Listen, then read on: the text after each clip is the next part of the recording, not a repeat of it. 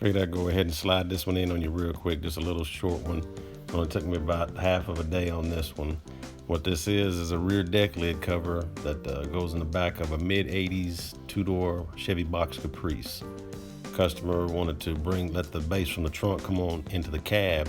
That's that square section he cut out, but he wanted me to go ahead and build a cover piece that'll slide over the top, which will also include grille covers for the speakers. So what I'm doing here, which you know me, I'm always going to go back with my cardboard. If you're into doing any fabrication, cardboard is your best friend. I'm marking out the areas where the grills are going to be, just to give me a point where I know I won't go past that section. Once I complete all that, what I'll do is transfer all the measurements and markings from my cardboard piece onto the 1/2-inch piece of MDF that I'll be using for this project. And as you watch, you'll notice a lot of the steps are repetitive. It's a lot of back and forth, but it's just my process. It's how I do things, double checking, triple checking myself before I actually start making a permanent move or a permanent cut. That's just how I do things. Now I'm gonna go ahead and get ready to outline everything, which my stencils are always scrap pieces. Once I get everything shot into place, I overlapped it past the material that made it easier to bend, and then once I got it in place, nailed in place, then I just took the little hacksaw and sawed off my stop point. If I'd have made it exactly the length I needed, I would have got that bend in there. So you go past that section just a little bit further. It helps stop the fight and you get the contour you're looking for. Now I'll go ahead and take the step-up drill bit, notch out some sections, and then I'll grab the old trusty jigsaw, cut the majority of the meat out of it, and set it on my router table, attach that flush trim bit, and trim everything up. Get everything looking nice and smooth. Once I got that done, then I'll go ahead and pry the scrap pieces off. And these were actually held in place pretty tight, and there was no glue or anything. And I was shattering the pieces as it was coming off. So it did not move with that little air nailer. Coming together nicely. Here I am, double checking myself again, making sure I like it. Once that was confirmed that I can get me some scrap pieces out of the boneyard and get ready, start doing the template. This is just 100% off the dome. Look at it. Much respect to you, young man. Always showing support and representing. But just putting stuff down, putting your tape on it, getting it eyeballed. I mean, that's the creative part of it. That's what makes it 100% custom.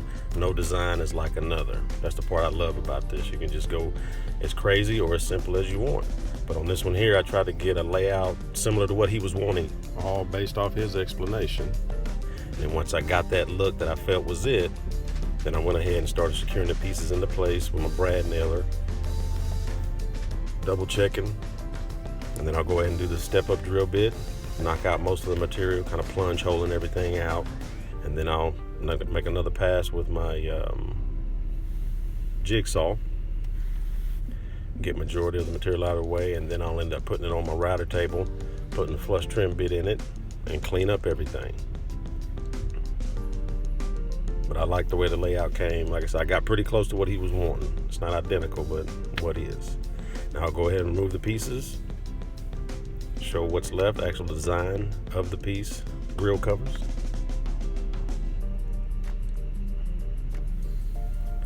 Then I went and put a small round over on them and then got my sanded the rest by hand just to take that sharpness out of the top side. The bottoms I left flat. It won't be seen. Like I said, the speakers are mounting from below the rear deck.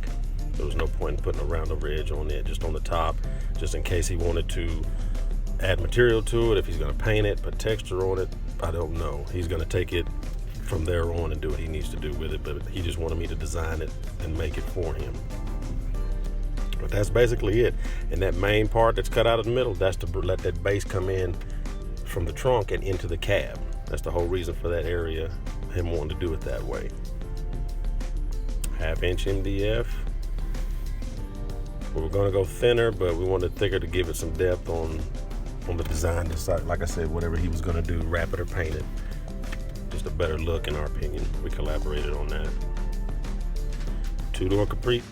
This fit slides right over the top of the rear deck lid, and he actually came down to pick it up, and we just threw it in there just to see how it was going to work out, and it came out pretty good. We both liked it.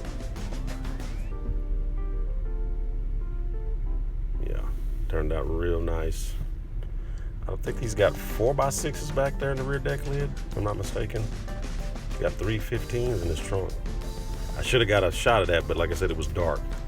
He came down, had his family with him and stuff, and we're gonna dip out and hit the highway. But there you go. Another one down, and we're gonna move on to the next one, people. I sure appreciate you watching.